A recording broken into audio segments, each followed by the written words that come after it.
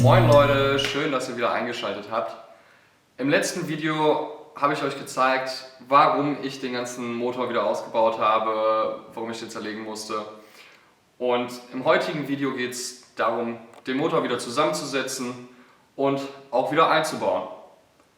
Falls ihr Fragen habt oder euch irgendwas fehlt im Video, schreibt es mir gerne in die Kommentare, ich werde das dann später ergänzen. Und ja, let's go!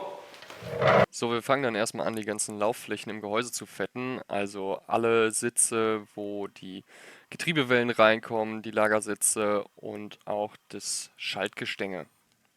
Dann fetten wir natürlich auch noch die Ausgleichswelle und bereiten das Getriebe zum Einsetzen vor.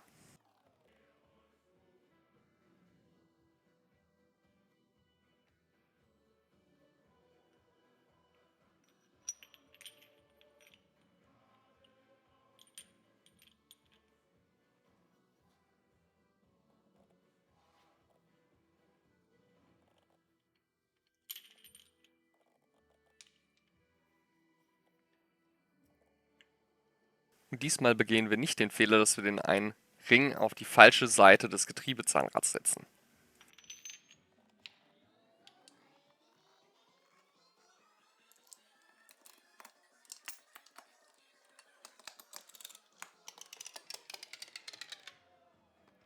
Da nochmal kurz den Sitz der Schaltrolle fetten, das hatte ich vergessen. Und natürlich auch nochmal das Ende der Schaltrolle, das da reinkommt. Damit wir die Schaltrolle einsetzen können, müssen wir zunächst einmal die Schaltklauen anbringen. Wichtig dabei ist zu beachten, dass die Stäbe, mit der die Schaltklauen gehalten werden, nicht in die dafür vorgesehenen Führungen erstmal reinkommen, sondern leicht daneben gesetzt werden.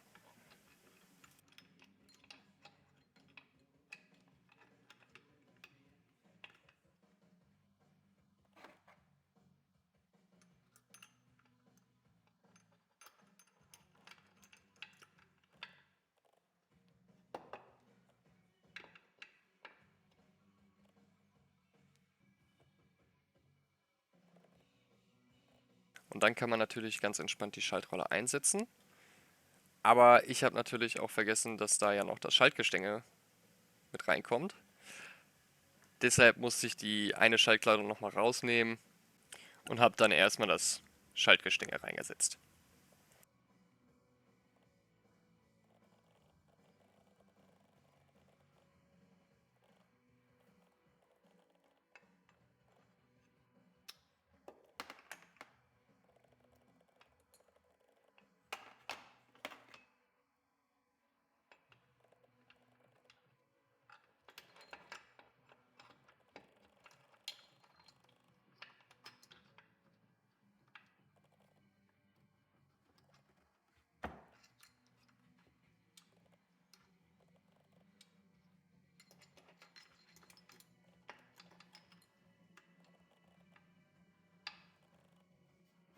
Dann kann man nämlich ganz entspannt die Schaltrolle einsetzen und diese Aufnahmepunkte der Schaltklauen, die man hinten sieht, in die Schaltrolle, in die entsprechenden Führungen der Schaltrolle einsetzen.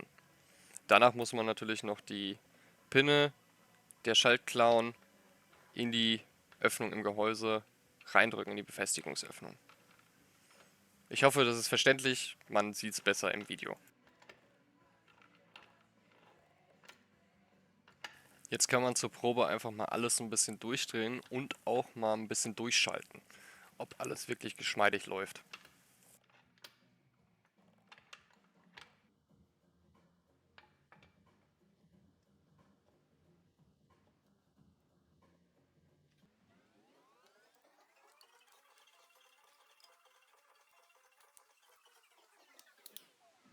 Ich habe natürlich vorher die Dichtflächen schon sauber gemacht und von den ganzen Dichtungsresten befreit.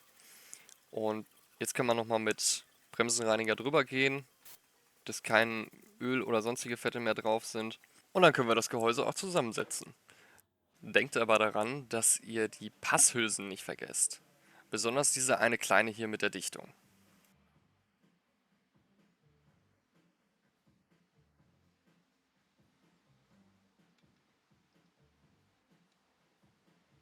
Dann noch einmal kurz die Lauffläche von der Kurbelwelle mit Kupferpaste eingeschmiert. Und auch noch alle restlichen Laufflächen, Getriebewelle, Ausgleichswelle, etc. alles nochmal gut einfetten.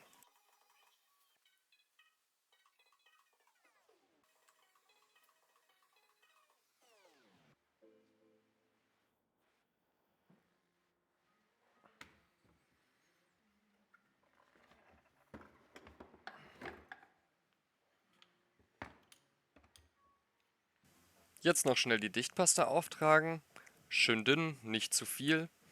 Und wenn ihr fertig seid mit dem Auftragen der Dichtpaste, immer nochmal die Überbleibsel, das was alles übersteht am Rand, innen und außen, noch mit einem Tuch oder mit den Fingern oder einem kleinen Spatel einfach wegwischen.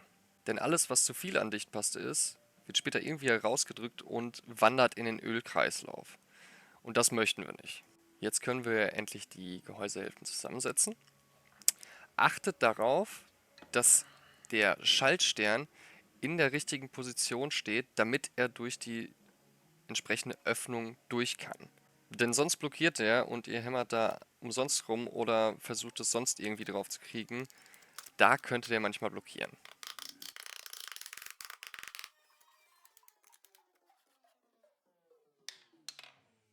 Jetzt können wir die Schrauben einsetzen. Ich mache es so, dass ich die Schrauben vorher einmal ein bisschen mit Kupferpaste einschmiere. Und dann setze ich die einfach, nacheinander leicht handfest rein und ziehe die danach erst mit dem Drehmoment fest. In der entsprechenden Reihenfolge.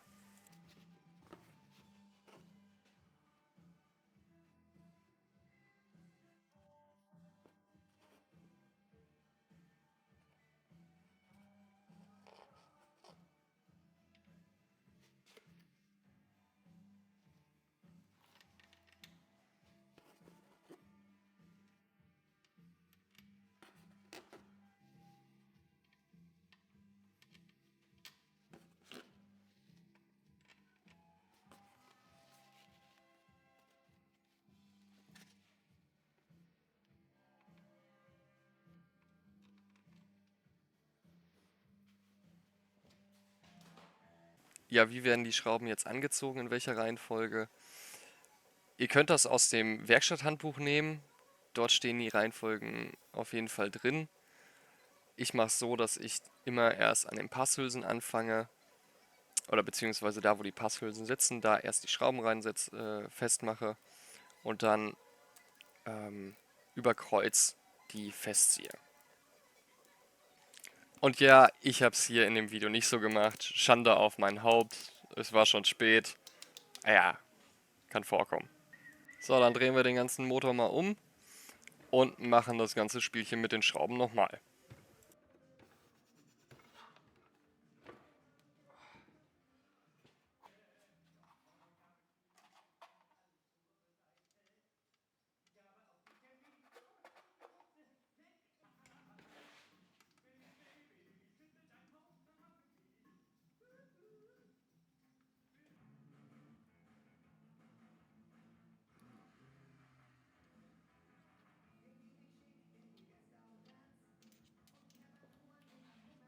Ach so, ganz vergessen. Die ganzen Schrauben vom Motorgehäuse, sei es von den beiden Motorgehäusehälften, vom äh, Lichtmaschinendeckel, vom Kupplungsgehäusedeckel, die werden alle mit 10 Newtonmetern festgezogen.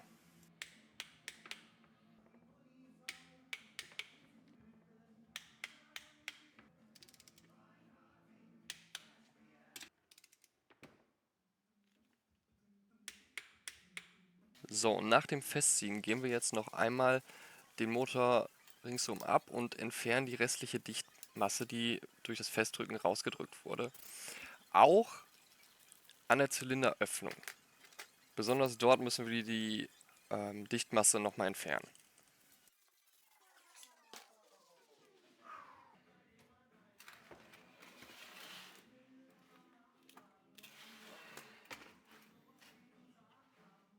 Dann nochmal testen, ob auch alles wirklich vernünftig läuft. Also sprich einmal nochmal die Gänge durchschalten, gucken, ob die Kurbelwelle richtig gut frei durchläuft. Dafür heben wir einfach die Ausgleichswelle ein Stückchen zurück, dass wir die Kurbelwelle durchdrehen können.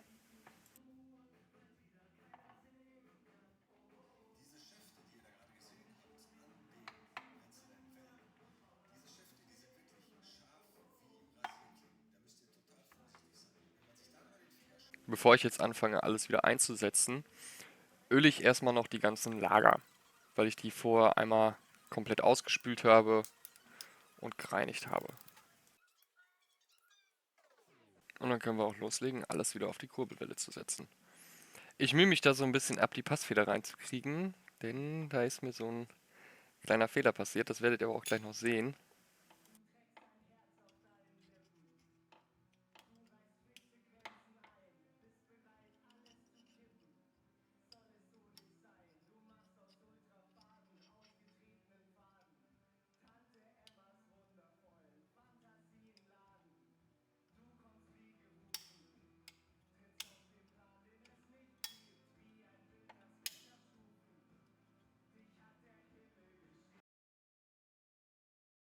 Ja, und hier seht ihr, was für einen Fehler ich gemacht habe. Und zwar diese Scheibe, die jetzt noch oben drauf liegt, die gehört eigentlich nach ganz unten.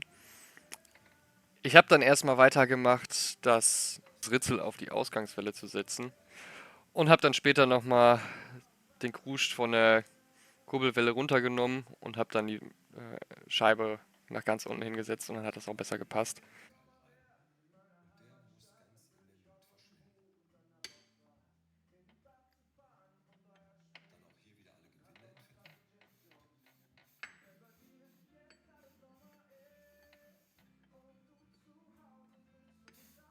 Ganz wichtig bei dem Zahnrad der Ausgleichswelle und dem untersten Zahnrad der auf der Kurbelwelle, ihr müsst die so ausrichten, dass die beiden Markierungen, die da drauf sind, das sind so Punkte, die müssen direkt ineinander passen und direkt gegenüber liegen.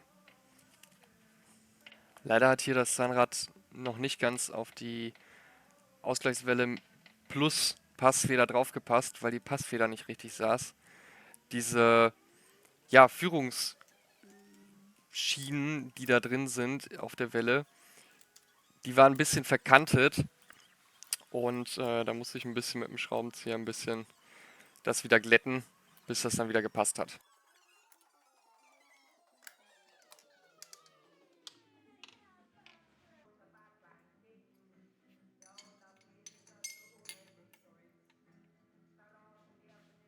So, und hier seht ihr, dass ich die Scheibe nochmal nach ganz unten gepackt habe und dann alles nochmal neu ausgerichtet habe, dass die beiden Markierungen der Zahnräder auch zueinander passen.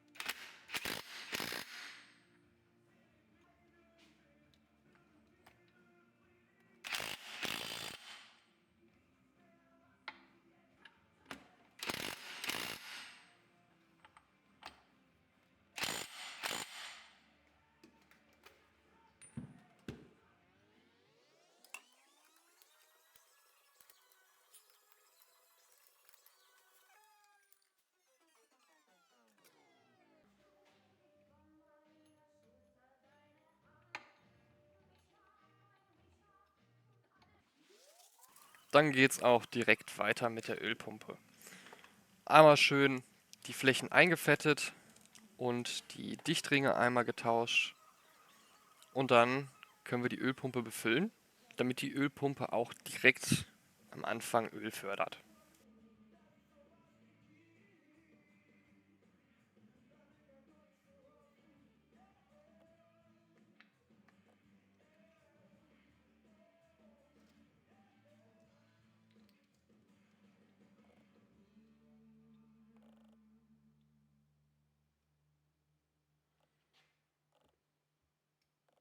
Wenn ihr die Ölpumpe nun befüllt habt, müsst ihr nur noch die Dichtung drauf machen. Achtet dabei darauf, da ist so eine kleine Schraube, die muss nach der Dichtung, nachdem ihr die Dichtung aufgesetzt habt, reingeschraubt werden. Und dann kann die Ölpumpe da reingesetzt werden. Manchmal ist das ein bisschen fruckelig, die verhakt sich da gerne mal. Kann sein, dass man die nochmal ein Stück rausnehmen muss. Aber irgendwann hat man es dann.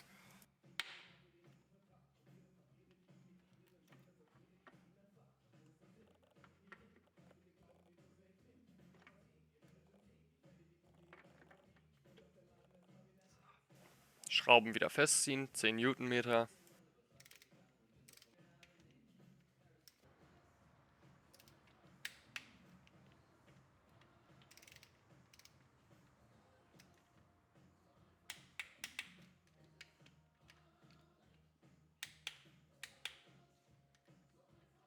Und dann natürlich noch das Zahnrad draufsetzen und den Sprengring befestigen.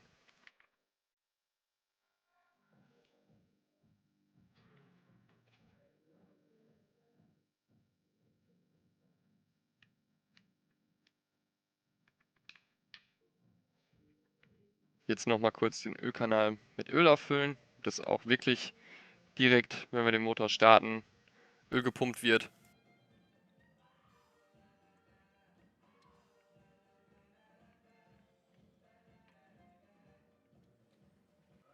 Und dann kann es auch weitergehen mit dem Anschlagshebel, der auf der Schaltwalze läuft.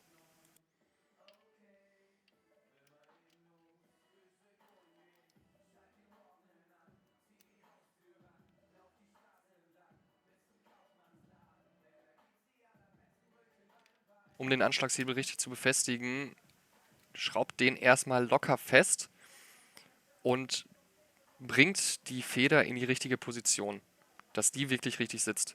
Und danach guckt, dass die Hülse, die Führungshülse, die unter dem Anschlagshebel ist, dass die wirklich richtig sitzt, dass der Hebel richtig ausgerichtet ist und dann könnt ihr die Schraube auch wirklich festziehen.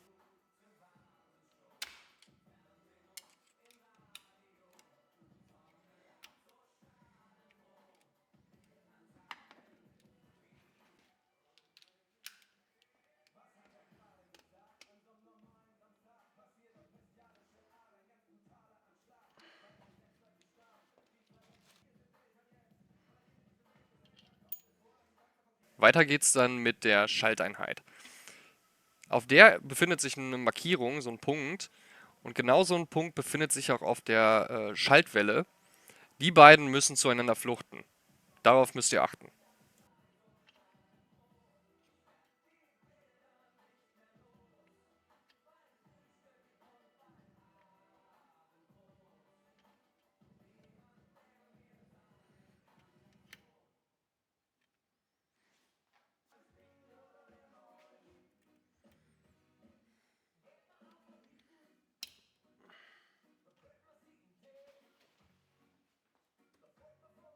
Dann geht's an der Ausgangswelle weiter.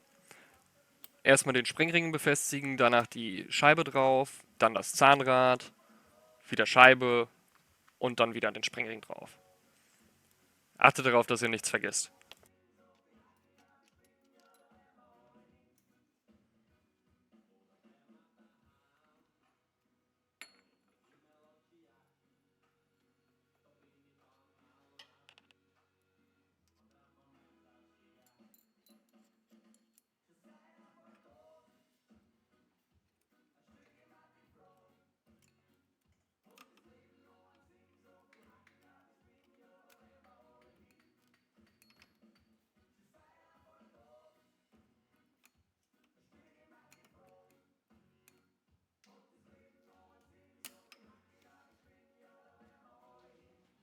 Zu guter Letzt noch die Kickstarterwelle einsetzen und die Feder einhängen.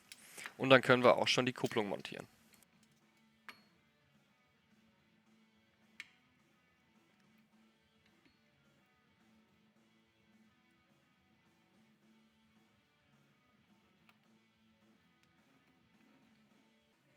Bei der Kupplung setzen wir zuerst mal die Schubstange ein und die Kugel noch hinterher. Danach kommt dann der Kupplungskorb.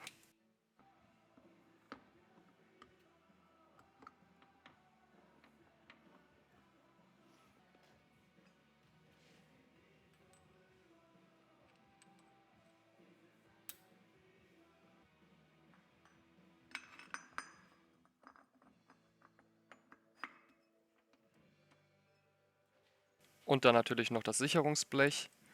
Und dann reinigen wir das Gewinde nochmal mit Bremsenreiniger, weil, wie bei allen anderen Gewinden auch von den Wellen, befestigen wir die Muttern mit Loctite.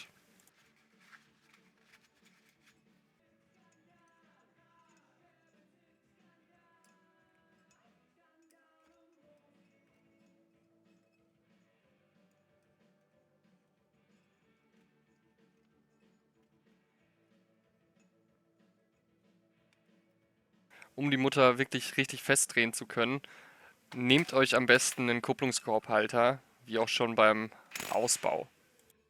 Nachdem ihr die ganzen Kupplungsscheiben eingesetzt habt und die Druckplatte und die Kupplungsfedern wieder befestigt habt, müsst ihr noch die Kupplung einstellen. Hierfür müsst ihr die kleine Mutter in der Mitte der Druckplatte lösen und dann könnt ihr mit der Schraube durch Rein- oder Rausdrehen die Kupplung einstellen. Um zu sehen, ob ihr die Kupplung jetzt richtig eingestellt habt, müsst ihr den Kupplungshebel nach vorne drücken und diese kleine Spitze, die auf dem Bild zu sehen ist, die ich im Kreis markiert habe, die muss am Anschlagspunkt, wo es nicht mehr weiter nach vorne geht, muss die mit der Markierung am Motorgehäuse fluchten. Nachdem wir die Kupplung jetzt eingestellt haben, können wir die Dichtflächen dann jetzt mit Bremsenreiniger reinigen, pinseln die neue Dichtung mit Fett ein und bringen die dann auch an.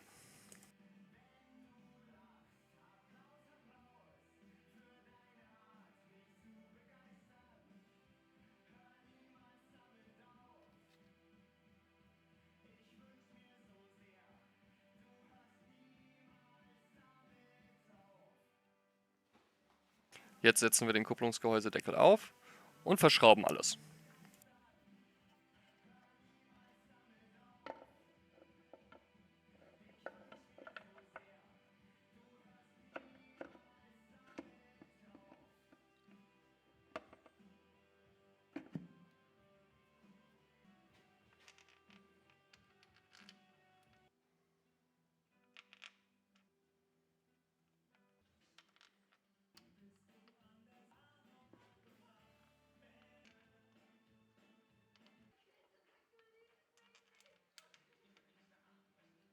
Natürlich setzen wir jetzt auch schon den neuen Ölfilter ein und erneuern auch den Dichtungsring.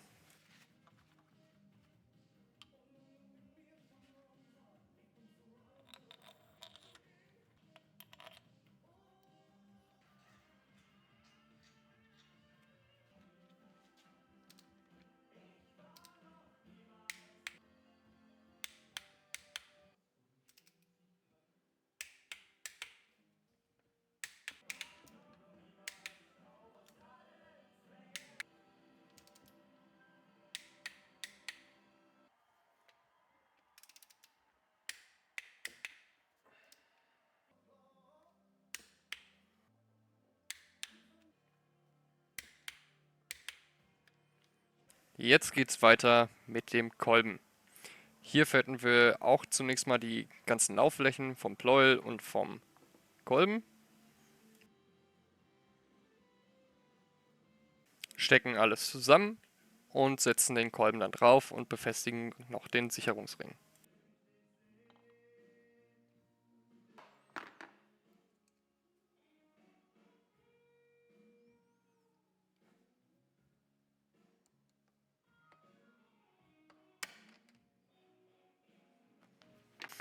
Das restliche Fett wischen wir dann auch noch ab.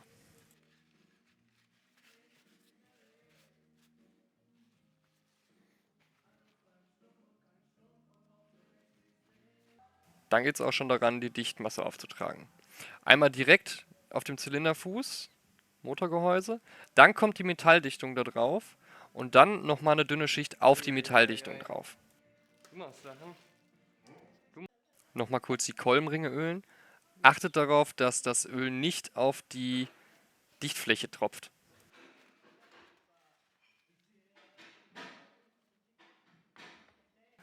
Und dann kommt auch schon der Zylinder drauf. Denkt daran, dass ihr den O-Ring nicht vergesst, der noch unten an den Zylinderfuß kommt. Der wird über den Schaft vom Zylinder geschoben und drückt sich dann später fest, wenn ihr den Zylinder festschraubt. Und jetzt könnt ihr Ring für Ring den Zylinder über den Kolben schieben. Ist ein bisschen fruckelig, aber das geht schon.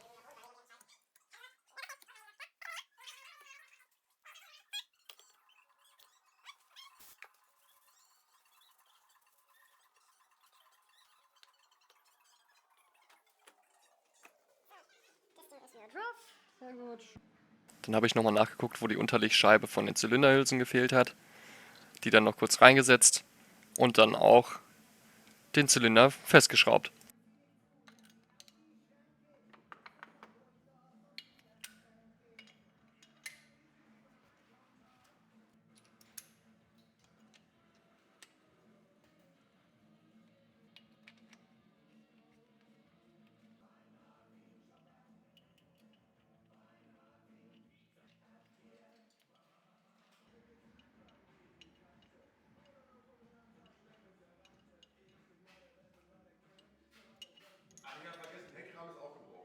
Alter!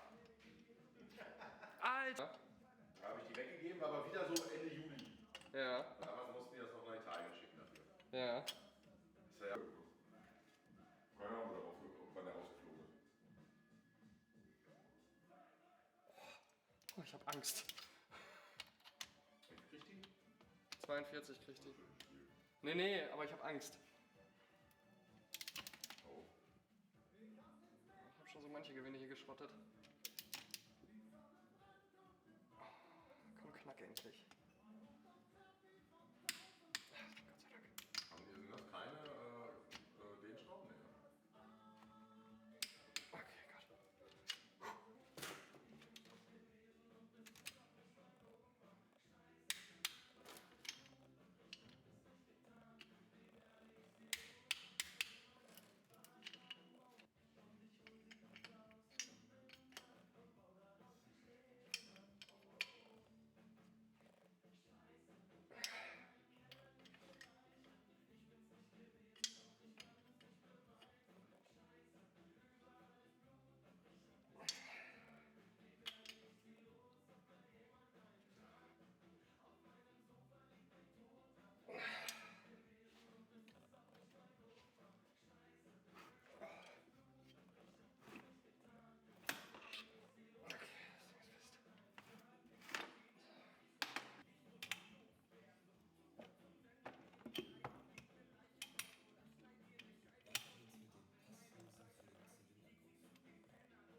Dann noch kurz die Dichtung von der kleinen Passhülse erneuern und die Dichtflächen mit Dichtpaste bestreichen, die Dichtung draufsetzen und dann noch die neue Dichtung von oben auch nochmal mit Dichtpaste einschmieren. Wichtig beim Festschrauben des Zylinders ist es, dass ihr die Reihenfolge der 4 zentralen Schrauben einhaltet und auch, dass ihr mit einem niedrigeren Drehmoment startet und in 3 Schritten zu dem Zieldrehmoment geht. Das heißt zum Beispiel, wenn das Zieldrehmoment ist 25 Newtonmeter, dann startet ihr mit 15, dann mit 20 und dann mit 25 Newtonmeter. Nach und nach zieht ihr die dann reihenweise fest. Dann müsst ihr nur noch die Muttern befestigen und die eine Schraube, die über dem Kettenspanner sitzt, noch festschrauben.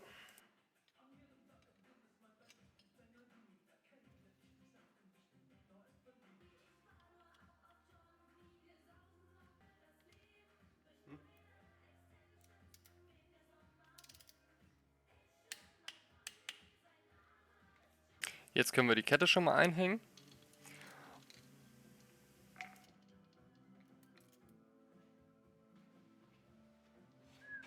Und dann fangen wir auch an, die Führungsschienen einzusetzen. Die eine Führungsschiene muss noch unten festgeschraubt werden, deshalb mache ich dort noch die Befestigungsflächen einmal mit Bremsreiniger sauber und packe auch nochmal Loctite auf die Schrauben drauf.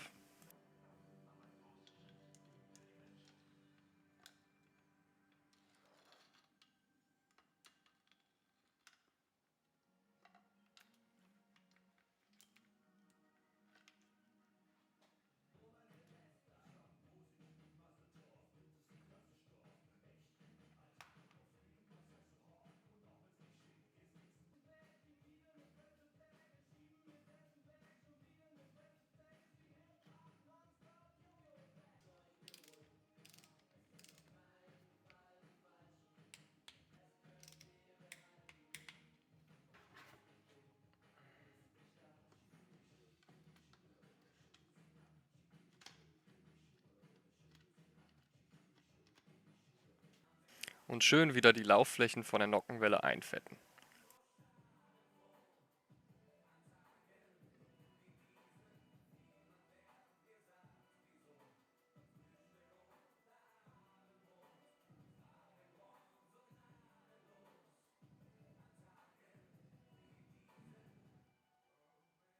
Jetzt nochmal die Nockenwelle sauber machen und die Löcher für die Schrauben zur Befestigung des Ritzels mit Bremsereiniger aussprühen, da wir die Schrauben mit Loctite befestigen wollen.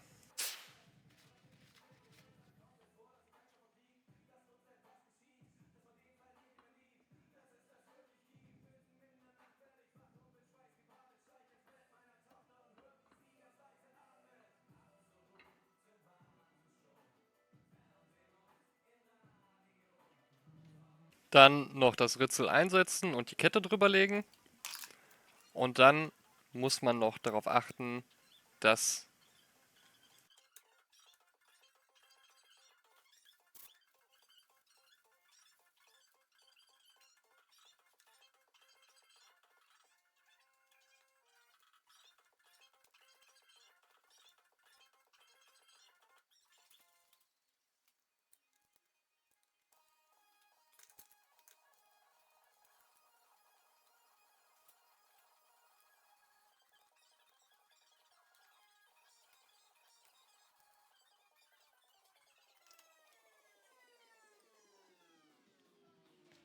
damit ihr natürlich jetzt die Steuerzeiten richtig eingestellt habt, müssen die beiden Markierungen, die ihr oben am Ritzel habt, parallel zur Oberfläche des Zylinderkopfs sein und in Flucht mit der Markierung und dem Punkt unten auf der Kurbelwelle, wie ihr auf den Bildern seht. Das muss alles zueinander passen. Und wenn das dann passt, könnt ihr das Ritzel festschrauben.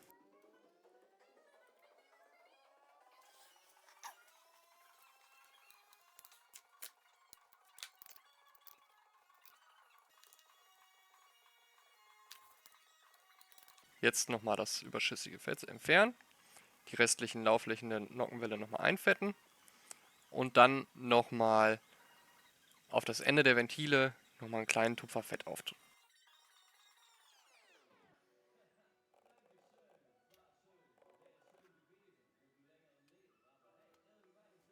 Natürlich kommt dann als nächstes die Dichtflächen sauber zu machen und den Ventildeckel mit Dichtmasse einzuschmieren. Und dann können wir den auch draufsetzen und festschrauben.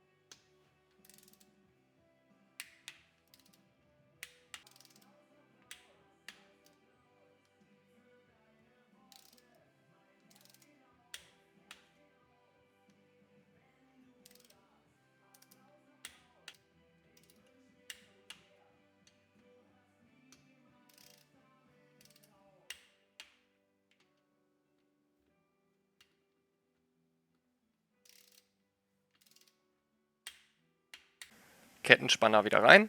Kontrolliert vorher nochmal, ob der wirklich noch in Ordnung war oder nicht, falls ihr das vorher noch nicht gemacht habt. Ansonsten müsstet ihr den noch erneuern. Klar. Ja. Muss. Läuft. Würde ich mal so sagen. Ja, ich habe halt Bock, den heute fertig zu machen hier, ne? Muss morgen hier raus. Nö. Ich glaube irgendwann hier.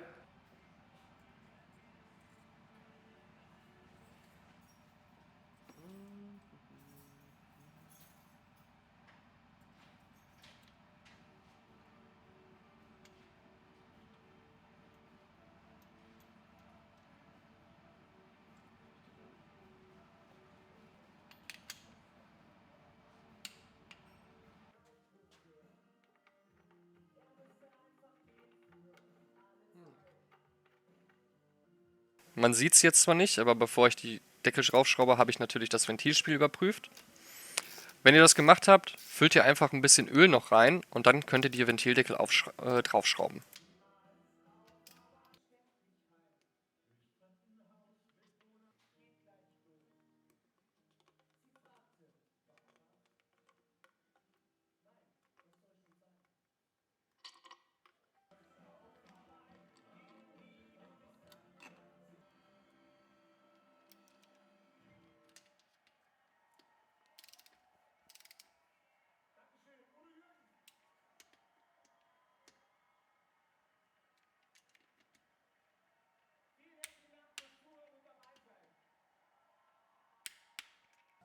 So, jetzt noch den Dekozug befestigen, dafür die Feder einsetzen und hängt den Dekozug erst unten ein und dann oben, weil ansonsten kriegt ihr den oben nicht mehr eingehangen, wenn ihr erst oben befestigt und dann nach unten.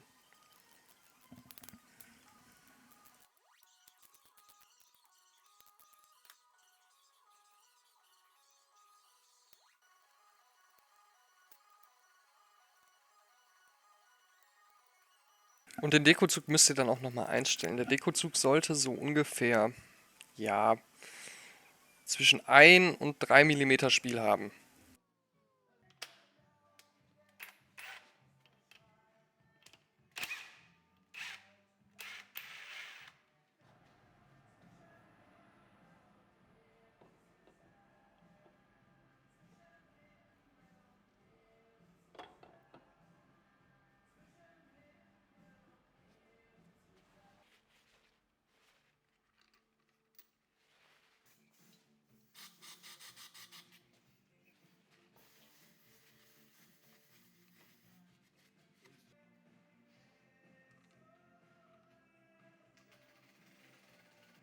Gleich haben wir es auch geschafft.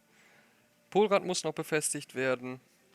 Dann noch die beiden O-Ringe erneuern und die neue Kupplungsgehäusedeckel Dichtung einfetten, anbringen.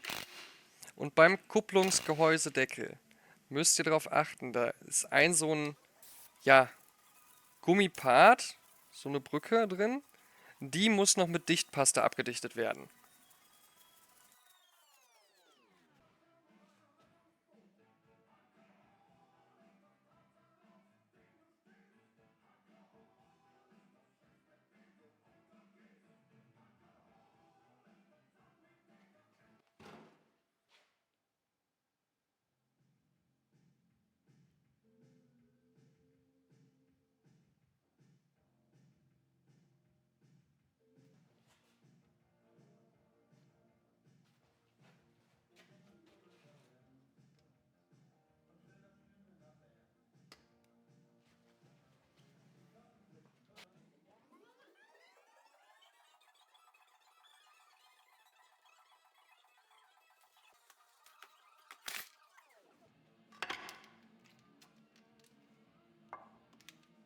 Dann nur noch den Deckel aufsetzen, alles festschrauben und dann haben wir den Motor auch wieder zusammen.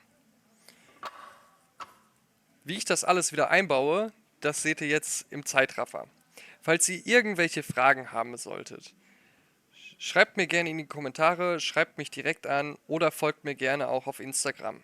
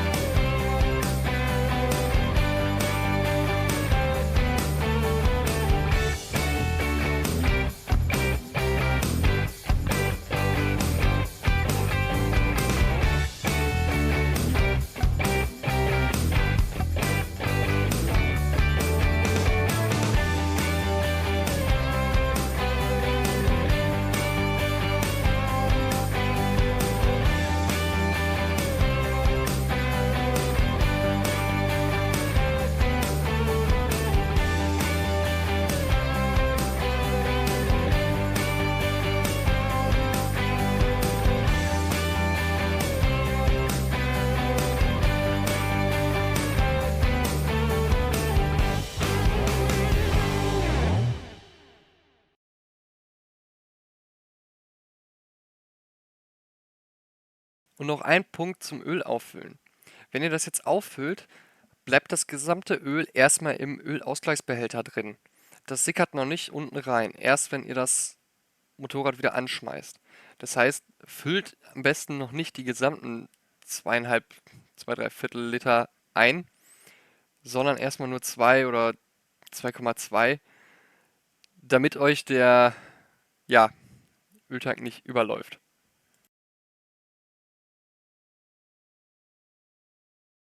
Danach sollte nochmal das Spiel am Gaszug überprüft werden und auch nochmal geguckt werden, ob der auch, wenn man den voll aufdreht, zurückschnackt.